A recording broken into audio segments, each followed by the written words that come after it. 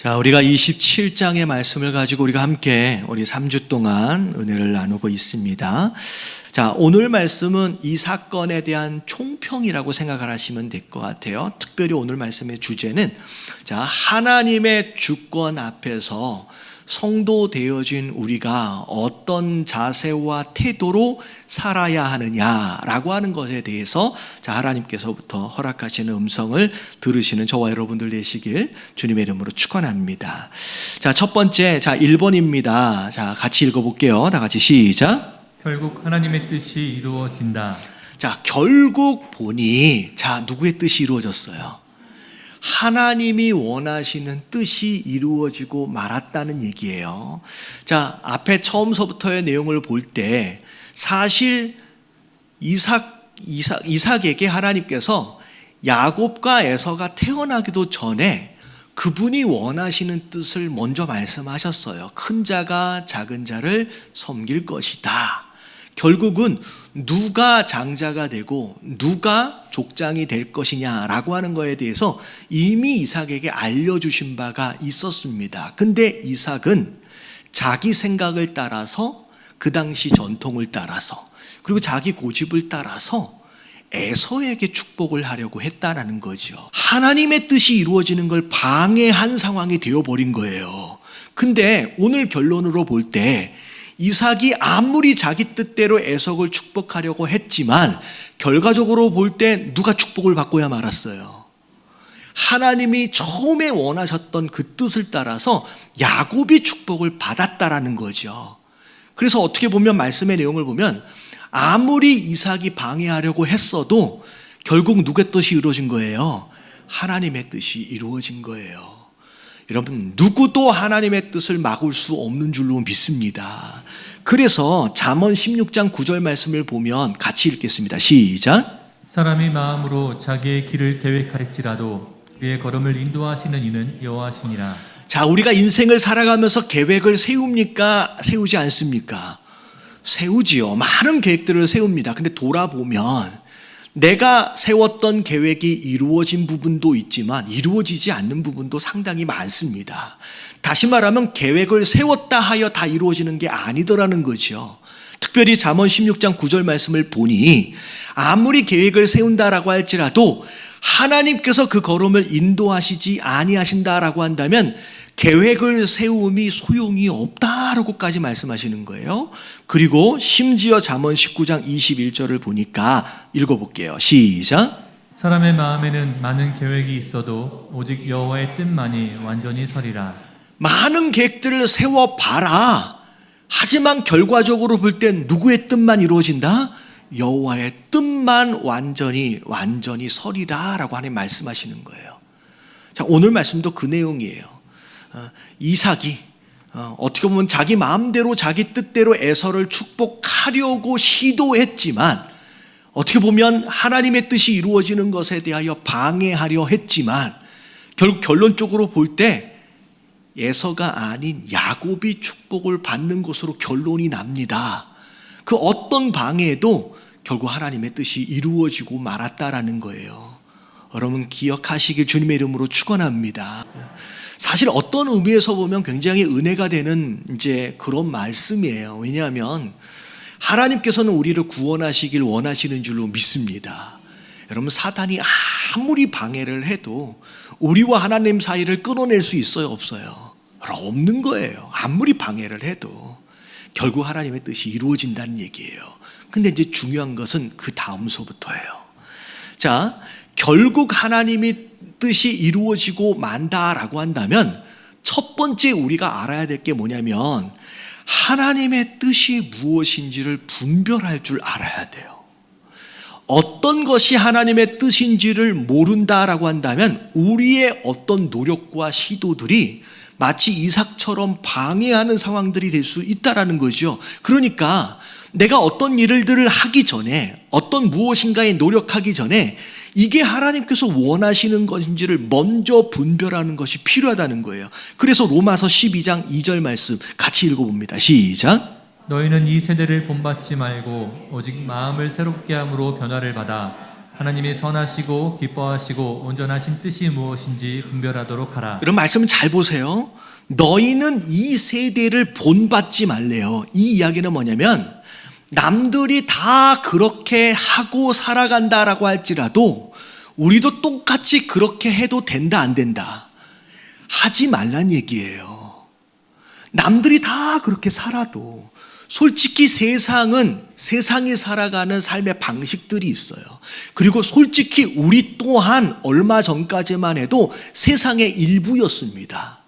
그들이 그렇게 살아가고 있는 것처럼 우리도 그렇게 살아갔었어요. 하지만 이제는 그들에 속한 자가 아니잖아요. 분명히 하나님 말씀하시는 거예요. 세상이 살아가는 그 방식대로 살지 말라, 본받지 말라라고 먼저 말씀하시는 거예요. 그러려면 어떻게 해야 되느냐? 오직 마음을 새롭게 해야 해요. 다시 말하면 이미 내 안에 물들어져 있고 가득 채워지는 세상의 방식들을 뭐 해야 돼요? 여러분 드러내야 돼요. 이런 말씀을 듣는 과정들을 통하여 하나님 말씀에 부합되어지지 않는 세상적 가치가 내 안에 있다라고 한다면 여러분 이것을 빨리 드러내고 여러분 이걸 제거하는 과정들이 우리 안에 필요한 줄로 믿습니다. 그게 너희 마음을 새롭게 하라 그 얘기예요. 그리고 변화되어진 가운데 하나님의 선하시고 기뻐하시고 온전하신 뜻이 무엇인지를 분별해라.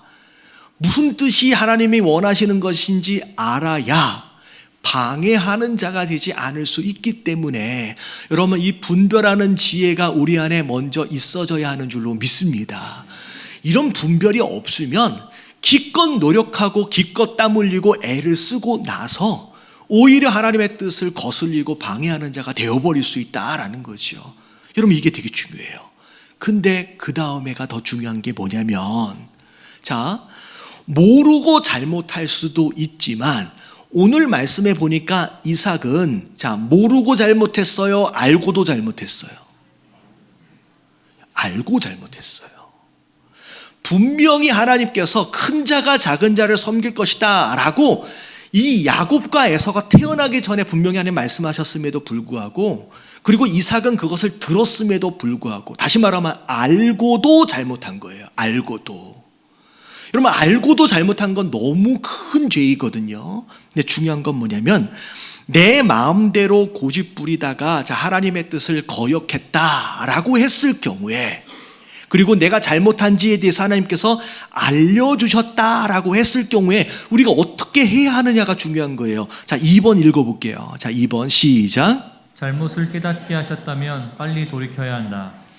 여러분 잘못했다라고 하는 걸 하나님 깨닫게 하셨다라고 한다면 즉시 돌이키시는 저와 여러분들 되시길 주님의 이름으로 축원합니다.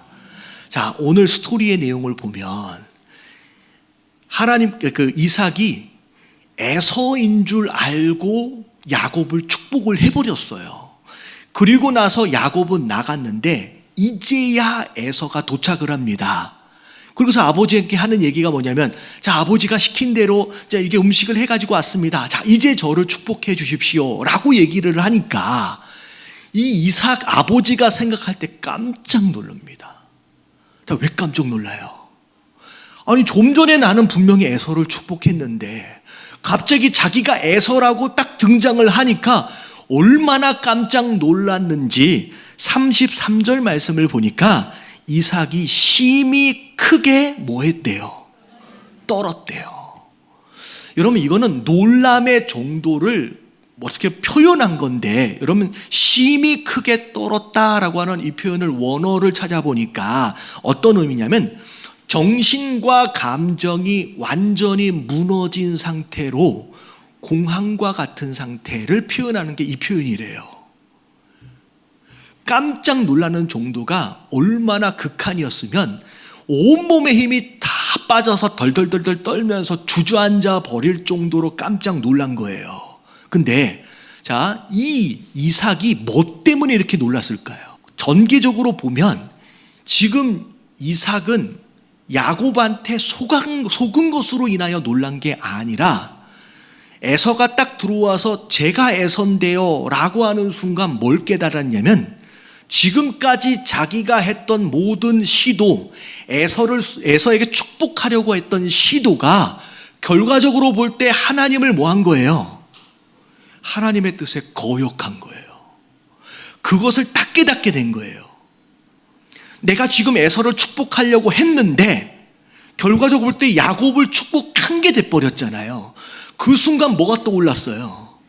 처음에 큰 자가 작은 자를 섬길 것이다. 다시 말하면 족장의 축복은, 장자의 축복은 에서가 아니라 야곱에게 있어야 하는데 자기가 거역하고 자기가 방해하고 시도했던 그 모습들이 전부 다 드러나는 것으로 인하여 충격을 받은 거예요. 지금 내가 무슨 짓을 하려고 했는지에 대해 하나님께서 깨닫게 하셨다는 거예요. 여러분 이해되어지시죠? 만약에 야곱이 자기를 속였다라고 하는 것으로 인하여 놀랐다라고 한다면, 야, 너 야곱 이리 와봐. 너한테 축복한 거 난 취소할게. 그렇게 해버리면 되는데 그렇게 하지 않아요. 심지어 오늘 말씀 뒤에 보니까 에서가 그렇게 얘기를 해도 그가 반드시 축복을 받을 것이다 라고 얘기를 하면서 야곱에게 축복이 가는 것이 맞다라고 인정을 합니다. 그리고 나중에 보면 히브리서 11장 20절 말씀을 보면 읽어볼게요. 시작. 믿음으로 이삭은 장차 있을 일에 대하여 야곱과 에서에게 축복하였으며. 자, 이삭이 장차 있을 일에 대하여 야곱은 야곱에게, 자, 야곱의 축복은 야곱에게, 에서의 축복은 에서에게 축복을 한 것이다 라고 히브리서의 결론을 지어요. 다시 말하면 야곱에게 이미 허락했던 축복을 취소하지 않고 무효화시키지 않고 그대로 인정한 것 자체를 히브리서에는 믿음으로 이삭이 그렇게 한 것이다 라고 정리를 한 거예요. 그리고 나서 나중에 다음 주 말씀을 보면 이삭이 야곱을 부릅니다. 야곱은 자기를 속였잖아요. 불러서 하는 얘기가, 야, 너는 아들이 나를 어떻게 속이냐, 아버지를 속이냐라고 싫은 소리 한마디를 못합니다. 그렇잖아요. 거짓말한 아들인데 불러다 놓고, 야, 네가 나를 속이면 안 되지, 거짓말하면 안 되지라고 한마디를 못해요. 왜냐하면 야곱이 거짓말하게 만든 장본인이 누구예요? 자기예요. 자기가 하나님께 불순종했고 자기가 하나님의 뜻을 방해한 자다라고 하는 것을 깨닫는 순간 누구에게도 싫은 소리 할 수가 없는 거예요. 모든 책임이 다 누구에게 있어요? 이삭에게 있는 거예요. 이삭에게.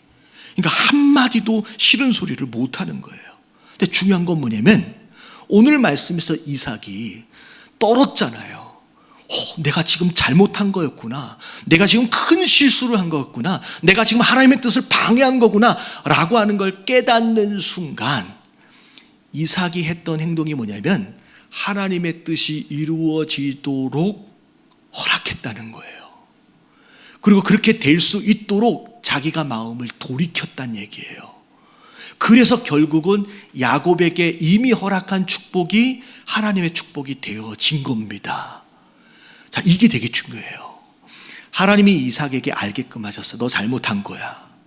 너 지금 내 뜻에 대하여 대항한 거야. 거역한 거야. 라고 하는 걸 알게끔 하시는 순간 이삭이 마음을 돌이킵니다. 에서가 아니라 야곱이구나. 여러분, 이게 잘못을 저지르고 나서의 반응이 여러분 이게 너무 중요한 거예요. 자, 이게 왜 중요하냐?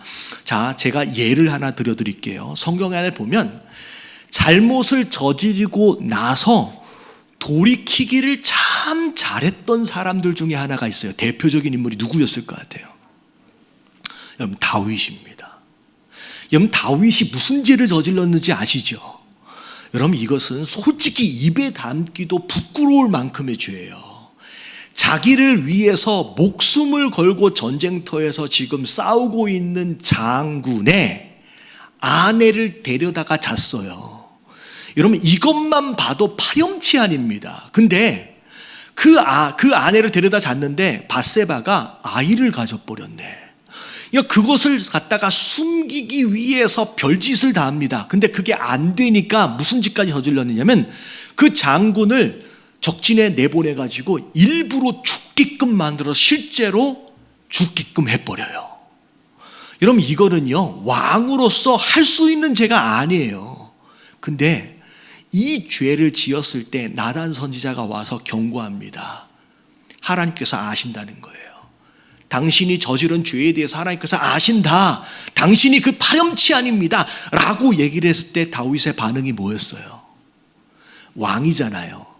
이 나단 선지자의 입만 막으면 되니까 어떻게 보면 제거해 버릴 수도 있거든요, 왕으로서. 근데 그 자리에서 무릎을 꿇고 회개해요. 근데 그 파렴치한 죄를 저질렀음에도 불구하고 너무 신기하게 그의 죄를 하나님께서 뭐 하신다? 용서하시더라는 거예요. 그리고 오히려 나중에를 보면 다윗 가문 안에서 누가 태어나요? 여러분, 예수님이 태어나요. 여러분, 이해가 잘 안 될 만큼 얼마나 큰 죄를 저질렀는데 돌이키는 순간 하나님 용서하시더라는 거예요. 근데 성경에 보면 돌이키는 걸 못해서 버림을 받은 사람이 있어요. 누구예요? 사울 왕이에요. 다윗하고 비교를 하면요, 사울의 죄는 그렇게 큰 죄처럼 여겨지지 않아요. 근데 중요한 건 뭐냐면 아무리 큰 죄를 저질렀던 다윗이라고 할지라도 돌이키니까 용서를 받아요. 별것이 아닌 죄 같아 보인다라고 할지라도 돌이키지 않으니까 용서가 있어요, 없어요? 용서도 없을 뿐만 아니라 그 정도 죄로 인하여 버림을 당해 버리더라는 거죠. 여러분, 이게 되게 중요해요. 여러분, 세상적 가치와 기준으로 볼 때 다윗은 죽어마땅한 사람이에요. 근데 하나님의 눈은 그게 아니더라는 거예요. 근데 더 무서운 게 세 번째예요. 자, 무서운 거 세 번째 같이 읽어봅니다. 시작. 돌이켰을지라도 다른 길에 대한 대가는 혹독하다. 여러분, 이삭이 하나님께서 허락하신 딱 깨우침으로 인해 깨달았어요. 그리고 바로 돌이켰잖아요. 사실 다윗도 바로 돌이켰어요. 근데 그 잠깐 다른 길을 간 것으로 인한 결과 그 대가는 어마어마하게 혹독하게 치릅니다. 자, 이삭의 가정이 어떻게 됐는지 보세요. 이삭이 잠깐 다른 길로 가고 리브가와 야곱이 잠깐 다른 길로 간 것으로 인하여 이 가정이 콩가루가 됩니다. 비록 돌이켜도 그것에 대한 결과는 혹독해요. 다윗도 회개했어요. 용서받았어요. 자, 다윗의 삶을 보세요. 다윗 가정 안에 다윗이 죽을 때까지 성적인 범죄가 집안 안에서 끝나지가 않습니다. 여러분, 이 말씀이 출애굽기 34장 6절부터 7절까지 있어요. 여러분, 이 말씀 잘 보세요. 여러분, 어쩌면 이 말씀을 오늘 처음 보는 분들도 계실 수 있는데, 자, 6절 읽어봅니다. 시작. 여호와께서 그의 앞으로 지나시며 선포하시되 여호와라 여호와라 자비롭고 은혜롭고 노하기를 더디하고 인자와 진실이 많은 하나님이라. 자, 하나님은 사랑의 하나님이에요. 그래서 회개하면 어떻게 해서든 용서하시길 원하시는 하나님이에요. 그래서 다윗도 정말로 그런 파렴치한 죄를 지었음에도 불구하고 용서하시잖아요. 근데 중요한 건 7절이에요. 자, 보세요. 인자를. 자, 인자는 영어로 보면 러브예요. 사랑이에요. 자, 그 하나님의 사랑을 자, 몇 대까지 베푸신대요? 1000대까지 베푸신대요. 그리고 악과 과실과 죄를 뭐 하신대요? 용서하신대요. 그러나 읽어볼게요. 시작. 그러나 벌을 면제하지는 아니하고 아버지의 악행을 자손 3, 4대까지 보응하리라. 용서하시지만 자, 벌이 면제가 되어야 한대요. 벌은 면제되는 게 아니에요. 그리고 심지어 아버지가 저지른 악행으로 인하여서 자, 자손 몇 대까지? 3, 4대까지 보응하시겠다라고 하는 말씀하시는 거예요. 그래서 다윗이 저지른 죄로 인하여 그의 자손들이 3, 4대까지 어려움을 겪는 거예요. 이삭이 잘못한 것으로 인하여 3, 4대가 또 어려움을 겪는 거예요. 여러분, 이 말씀은 여러분 하나님 말씀이에요. 여러분 믿으시길 주님의 이름으로 축원합니다. 그래서 성경에 보면 용서가 분명히 있음에도 불구하고 벌이 없어지는 게 아니에요. 그에 대한 대가를 혹독하게 치릅니다. 근데 왜 그렇게 하실까요? 아니, 하나님을 사랑하시니까 이게 뭐 용서하셨으면 그냥 없는 걸로 치면 되는데 왜 또 그렇게 힘들게 만드실까? 여러분, 이유가 뭐냐? 한마디로 얘기하면 하나님이 우리를 진짜 사랑하시기 때문이신 줄 믿습니다. 왜냐? 자, 히브리서 12장 6절부터 8절까지. 여러분, 사랑하는 자식들이 있는데 잘못하면 혼내요, 안 혼내요? 혼내야지요. 혼내지 않고 그대로 내버려 두면 그래 내가 용서해 줄게 라고 그냥 아무런 혼냄이 없다라고 한다면 그 아이는 또 반복해서 그 죄를 지을 수밖에 없을 겁니다. 이 아이가 다시는 그 죄를 짓지 않도록 하기 위해서 혼내는 거예요. 이 아이가 더 잘 될 수 있도록을 위해서. 마찬가지예요. 하나님께서 이삭이 잘못하고 용서하셨음에도 불구하고 그거에 대한 대가를 치르게 하십니다. 그래서 그러면 안 되는구나. 순종하는 게 맞는 거구나. 이런 짓을 저지르면 안 되는구나 라고 하는 것을 경험하게끔 하시는 거예요. 여러분, 그게 사랑인 거예요. 심지어 오늘 8절 말씀 뒤에 부분을 보면 만약에 잘못했음에도 불구하고 하나님께서 징계하시지 않는다라고 한다면 그러면 뭐다? 사생하고 친아들이 아닌 거래요. 상관이 없는 거예요. 하나님께서 우리를 사랑하시기 때문에 잘못하면 매를 드시는 거예요. 근데 자, 만약에 잘못했음에도 불구하고 만약에 매를 안 드신다라고 한다면 이건 정말로 심각한 겁니다. 근데 우리가 알아야 될 두 번째 중요한 말씀이 뭐냐면 고린도전서 11장 32절.